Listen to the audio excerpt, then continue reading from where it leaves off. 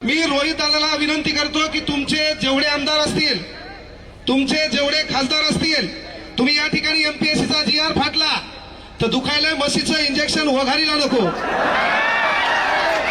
थांब रे, थांब थांब जरासा. मी कुठला नेता नाही आणि नेता व्हायचं म्हणल्यावर कुठल्या पार्टीत जाणार नाही. एक गोष्ट लक्षात ठेव. एक थांब रे. सर सागर सर, ये पब्लिक को हटाओ इधर से. एक गोष्ट का सांगालो मी पहिल्यांदा रोहित दादांना, या महाराष्ट्रामध्ये 36 जिल्ह्यामध्ये थांबणार आहे. मागवा चल, मागवा रे. इकडे पहा, ऐका पोरं, महत्व. अरे मी तुमच्यासाठी बोलायला कामाचं आहे का?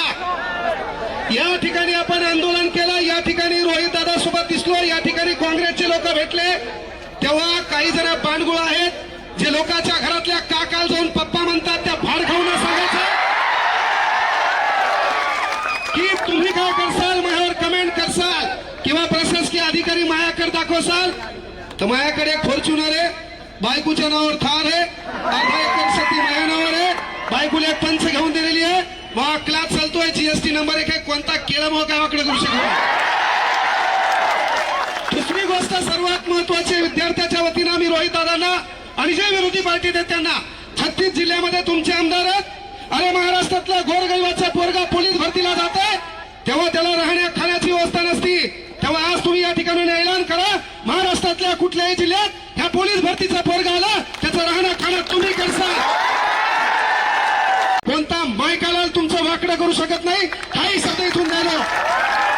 आणि तुम्हाला जेव्हा लॅबमध्ये पोलीस प्रशासकीय अधिकारी आले ते म्हणले आंदोलनात जाऊ नका, असं कोणता मायकाला तुम्हाला म्हणला नाही. तो म्हणला फक्त क्रांती चौकात जाऊ नका. तुम्हाला मी म्हटलं होतं, तो जर म्हणला आंदोलनात जाऊ नका और उसका नाम बता, बाद में मेरी पावर दिखाता मैं क्या हो. आम्ही हातात बांगड्या घातल्या नाहीत, या पोराच्या भरोशावर गाड्या घोड्या फिरतो.